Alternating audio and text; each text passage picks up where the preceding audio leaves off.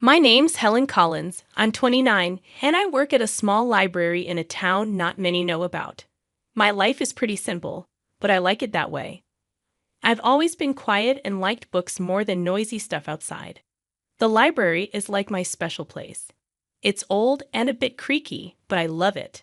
Every day at 8 o'clock a.m., I open up, turn on the lights, and enjoy the smell of books. My parents passed away when I was young, so my grandma raised me. She taught me to love reading. But she's gone now, and I'm on my own. One morning, Mr. Jenkins, a regular, greeted me as usual. He loves history books. I told him we got a new shipment in. He chuckled and went to check them out. The day kept rolling like that, with familiar faces coming and going. I helped some kids with a project, suggested a romance book to Mrs. Harrison, and showed Mr. Thompson where the sci-fi books were. It's quiet, but I like it. Then, one day, everything changed when Jack showed up. He didn't seem like our usual library visitor. He was all dressed up and confident. He asked for The Great Gatsby. I led him to the classics section and handed him the book. Our hands touched briefly, and it felt like a small shock. But it stayed with me. "Thank you, Helen," he said, reading my name tag. "I'm Jack. Nice to meet you." That brief moment marked the start of everything. It was the beginning of a love story I thought would last forever, and the start of a journey that would take me from my quiet life into a world of chaos and betrayal. If only I'd known then what I know now, maybe things would be different. But life doesn't come with a warning label, and sometimes we just have to learn the hard way. After that first meeting, Jack started coming to the library more often. It was strange because he didn't seem like the type who read, but each time he came in, he'd ask for a book suggestion and chat with me for a bit. One day, he walked in as I was struggling with a box of new books. "Need a hand with that?" he offered, walking over. "That would be great, thanks," I said, relieved. As we placed the books on the shelves, he asked, "So, Helen, what got you into working at a library?" I shrugged. "I've always loved books. They're like friends, you know? Plus, it's nice and quiet here." He laughed. "I can see that. It's like a whole different world." Our conversations got longer with each visit. I found out he worked in his family's real estate business. He was easy to talk to, and for the first time in a while, I felt like someone was genuinely interested in me. Then one day, he surprised me. "Helen, would you like to have dinner with me tonight?" he asked, hopeful. I was taken aback. "Like a date?" "Yes, like a date," he smiled. I hesitated. This was new for me, but there was something about him that made me want to say yes. "Okay, sure. I'd like that," I replied, trying to sound steady. We went to a cozy restaurant in town. We talked about everything and nothing, and for a few hours, I forgot about my usual solitary life. Walking home, Jack said, "I had a really great time tonight, Helen. You're very different from the people I usually meet." I didn't know how to respond, so I just smiled. He continued, "I'd like to see you again. Would that be okay?" I nodded. "Yes, I'd like that." From then on, we started seeing each other more often. He'd take me out to dinner, or we'd go for walks. It felt nice. For once, I felt like I was part of something more, part of a world that wasn't just about books and quietness. It wasn't long before I fell hard for him. He was charming and attentive, and he made me feel special. And when he asked, I didn't hesitate. I said yes. Looking back, I wish I had seen the signs. I wish I had known that the charm was just a mask, a cover for something much less pleasant. Love can blind you, make you ignore warning signs, and I was head over heels in love, or so I thought. After Jack and I got engaged, things started to change. It began with his parents. They didn't like me from the start because I didn't come from money. The first time I met them, we were at their fancy house for dinner. I was nervous. "Helen, this is my mother Margaret and my father Richard," Jack introduced. "Nice to meet you," I said, trying to smile. Margaret looked me up and down. So you're the girl who works at the library?" "Yes, I am," I replied, feeling smaller by the second. Richard chimed in, "Jack, Couldn't you find someone more suitable? I felt like disappearing. The dinner was long and uncomfortable. They made it clear they didn't think I was good enough for their son. But Jack stood up for me, which made me love him even more. Before our wedding, they insisted on a prenuptial agreement. They said it was just a formality. I didn't have much to lose, so I agreed without making a fuss. After we got married, I moved into Jack's house, which was actually his parents' house. They had given it to him as a wedding gift, but they acted like it was still theirs. His parents came over all the time, unannounced. They'd walk in and start ordering me around. "Helen, make us some coffee." Margaret would demand as soon as she walked in, and I would, without saying anything. I didn't want to cause trouble. One day, Margaret pointed at the TV and said, "Remember, Helen, in case of divorce, you can't claim this." It was like that with everything. They constantly reminded me that everything in the house wasn't mine. Jack started changing too. He wasn't the man I fell in love with. He started joining in on the jokes his parents made about me. One evening, I was trying to decide what to wear for a family event. I asked Jack for his opinion. "This one makes you look less drab," he said, laughing. I was hurt. It was like he was a different person around his parents. He didn't stand up for me anymore. Instead, he laughed along with them. It was exhausting living in that house. I felt like an outsider, an unwanted guest. I kept hoping things would get better, but they only got worse. The stress got to me. I started having bad stomach pains. I tried to ignore them, but one day, I collapsed at the library. I woke up in the hospital, and the doctor said it was stress-related. I was in the hospital for a few days. Jack didn't visit. He didn't even call. I felt so alone. Then one day, a notary came to my room. He had news. My great-aunt, someone I barely remembered, had passed away, and she had left me her fortune, $30 million. I couldn't believe it. I didn't even know what to do with that kind of money. Suddenly, I wasn't just the poor girl from the library anymore. When Jack and his parents found out about my inheritance, they came to visit, suddenly all smiles and sweetness. "Darling, we're so happy for you," Margaret said, her voice dripping with fake concern. "Yes, we're a family. We should support each other," Richard added. I didn't buy it. It was too much of a change. After they left, I overheard them talking outside my room. They didn't know I was listening. "She's such a fool. Can you believe our luck?" Jack laughed. "We need to make sure she doesn't leave you, Jack. Maybe you should have a child with her. That will tie her down," Margaret suggested. I felt sick to my stomach. These people didn't care about me. They just wanted my money. I knew then what I had to do. I had to get out of that house, away from these people. I had to take control of my life. I wasn't going to be their victim anymore. I left the hospital with a plan in my mind. As I got home, Jack and his parents were waiting. They were all smiles, acting like the caring family they never were. "Oh, Helen, we were so worried about you," Margaret exclaimed. I nodded but didn't say much. I needed to act normal, not to tip them off. Jack came closer. "So, when do you get the inheritance?" He asked a little too eagerly. I looked at him, the man I thought I loved, and realized I didn't even recognize him anymore. "Soon," I said, "but it's not something you need to worry about." His smile faltered a bit. "But we're married, Helen. What's yours is mine, right?" he pressed. I forced a smile. "Of course, darling." That night, I couldn't sleep. Their voices echoed in my head, their fake concern, their greed. It made me sick. I got up and started writing. I wrote down everything they had done, everything they had said. It was like a dam had broken, and years of pent-up frustration and pain poured out. The next morning, I had a meeting with a lawyer. I explained everything, showed him the prenuptial agreement. He was shocked, but he said the agreement would protect me. "You're doing the right thing," he assured me. When I got back, I found Jack and his parents in the living room. They looked up as I walked in. "There she is, our brave girl," Richard said with a smile that didn't reach his eyes. I sat down, clutching my purse. "I have something to say," I declared. They all looked at me curious.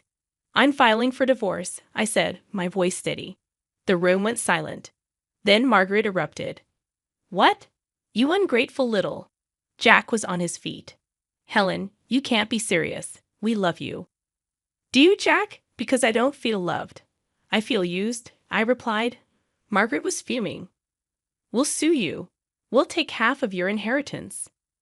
I reached into my purse and pulled out a copy of the prenuptial agreement. Actually, you can't. This says neither of us can claim the other's property in case of divorce. They were speechless. For the first time, I felt in control. I stood up. I'm leaving. I don't want any of you to contact me. I walked out of that house, their shouts and insults trailing behind me. It was the hardest thing I'd ever done, but as I drove away, I felt a weight lift off my shoulders. I was free. Free from their disdain, their manipulation. For the first time in a long time, I felt like I could breathe. I didn't know what the future held, but I knew it had to be better than the past. I rented a small apartment in the city. It was nothing fancy, but it was mine. For the first time in years, I felt a sense of peace.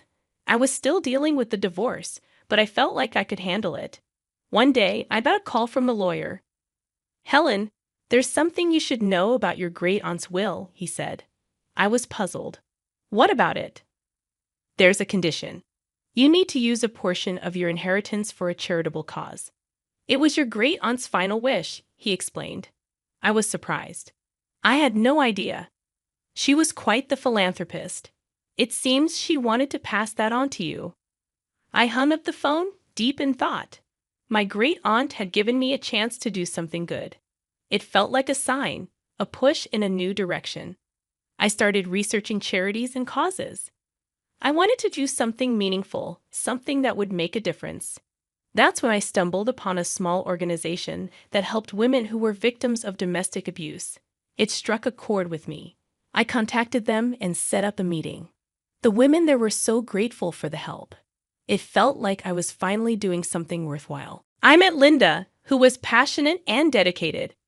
We provide shelter, legal aid, and counseling to women who have nowhere else to go, Linda explained. I listened, moved by the story she shared. I want to help, I said, feeling a sense of purpose I hadn't felt in years. With Linda's guidance, I used a part of the inheritance to fund a new shelter. It was an incredible feeling, knowing I was helping other women find a way out, just like I had. A few weeks later, Linda invited me to the opening of the shelter. It was a small event, but the atmosphere was full of hope and gratitude. As people mingled, I noticed a familiar face in the crowd. Sarah, an old colleague from the library. Helen, is that you? She asked, surprised. Sarah. It's been so long, I said, hugging her. What are you doing here? She asked. I told her about the shelter, about my involvement. She listened, her eyes wide. That's incredible, Helen. I had no idea, she said. It's a new chapter for me, I said, smiling. We spent the evening catching up. It felt good to reconnect with an old friend. It felt like pieces of my life were slowly falling back into place. As the event wrapped up, Linda came over. Helen, I can't thank you enough. This shelter will change lives, she said. I looked around at the faces of the women who now had a safe place to go. It's the least I could do, I said, feeling a warmth in my heart that I hadn't felt in a very long time. The days started to blend into one another, each filled with the rewarding work at the shelter. I was finding a new sense of purpose, something that was truly mine. Then, out of the blue, my phone rang. It was a number I hadn't seen in a while. Jack. My heart raced with a mixture of emotions, but curiosity won. Hello, Jack, I said, my voice calm. Helen, I need to talk to you. Can we meet? It's urgent. His voice sounded desperate. Reluctantly, I agreed to meet him at a public coffee shop, hoping that being in a familiar place would give me strength. Sitting across from Jack, he looked different, defeated, almost pitiful. His eyes were pleading. Helen, I made a huge mistake. I want you back. I've realized how much you mean to me, he blurted out. I looked at him, feeling nothing but contempt. Why now, Jack? He sighed. My parents, they controlled everything. They were the reason our marriage failed. I was weak, but I'm different now. I felt a surge of anger. You blame your parents. You stood by while they treated me like dirt. You laughed with them, Jack. He reached for my hand, but I pulled away. Please, Helen. I know I was wrong. I've changed, he pleaded. I stared at him, seeing the man I once loved. But now I felt nothing for him. Changed or not, it's too late. I feel nothing for you, Jack. Nothing but contempt, I said firmly. His face fell, and for a moment, I saw a glimpse of the man I married, but it was fleeting. I'm sorry, Jack. I've moved on. I have a life now, a purpose. There's no place for you in it, I said firmly. He nodded slowly, a look of resignation on his face. I understand. I just had to try. Leaving the coffee shop, I felt a weight lift off my shoulders. It was over. Truly over. The next day, there was an event at the shelter. A local artist had donated a sculpture, and it was to be unveiled in the garden. As I stood there surrounded by people who supported and believed in me, I felt a sense of belonging. Sarah, my old colleague from the library, stood beside me. You've done something amazing here, Helen, she said, smiling. The artist pulled the cover off the sculpture, the figure of a woman reaching up to the sky. It symbolized hope, strength, and new beginnings. Applause filled the air, and for a moment, everything felt right in the world. Linda, the woman who had helped me so much, came over. Helen, this is just the beginning. There's so much more we can do, she said. I looked around at the faces filled with hope and knew she was right. This was my new beginning, and I was ready to embrace it fully. My new life was busy and fulfilling. Every day at the shelter brought new challenges and rewards. My confidence grew, and for the first time in years, I felt in control of my destiny. I even started taking self-defense classes, something I would have never imagined doing before. One day, as I was leaving the shelter, I saw a car parked outside. It was my mother-in-law, Margaret, and she stepped out as soon as she saw me. Helen, we need to talk, she said, her voice softer than I'd ever heard. I have nothing to say to you, Margaret, I replied, my voice steady. Please, just hear me out. I've realized how wrong we were, she pleaded. I stopped and looked at her. She seemed genuine, but I couldn't forget the past. What do you want, Margaret? I want to apologize. I treated you terribly. I have lost my son because of it, and I don't want to lose you too. You were like the daughter I never had, she said, her eyes glistening with tears. I felt a pang of something. Sympathy, perhaps. Margaret, you made my life a living hell. An apology won't change that. I've moved on, and I suggest you do the same, I said firmly. She reached out to me, but I stepped back. Please, Helen, I know I can't undo the past, but I want to make things right, she pleaded. I shook my head. It's too late for that. Goodbye, Margaret. As I walked away, I felt her gaze on my back, but I didn't look back. I had learned to stand up for myself, and there was no going back to the way things were. The next day, I received a letter from Jack's lawyer. He was contesting the divorce settlement. I wasn't surprised, but I was ready. I met with my lawyer, a sharp woman named Rachel. He's got no leg to stand on, Helen. The prenuptial agreement is clear. He's just trying to intimidate you, she said confidently. I nodded. I'm not afraid of him anymore. Let's fight this. The court date arrived, and I walked in with my head held high. Jack was there with his lawyer, and for a moment, our eyes met. There was a flash of the old Jack, the one I had loved, but it vanished quickly. The judge listened to both sides, and then made her decision.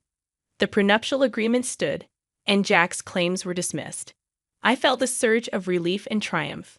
After the court session, Jack approached me. Helen, I'm sorry. I was wrong, he said, his voice low. I looked at him, seeing the man I once loved, but now felt nothing for.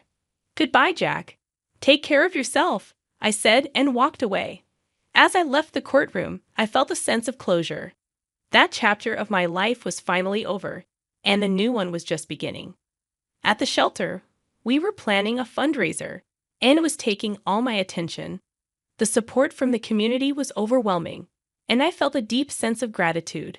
The night of the fundraiser arrived, and the place was buzzing with energy. People from all walks of life had come to support our cause. As I looked around, I realized how far I had come from a quiet, timid woman to someone who stood up for herself and others. Helen, you did it. This is amazing, Sarah said, coming up to me. I smiled. We did it. And there's so much more to do. As the event went on, I felt a sense of accomplishment and purpose.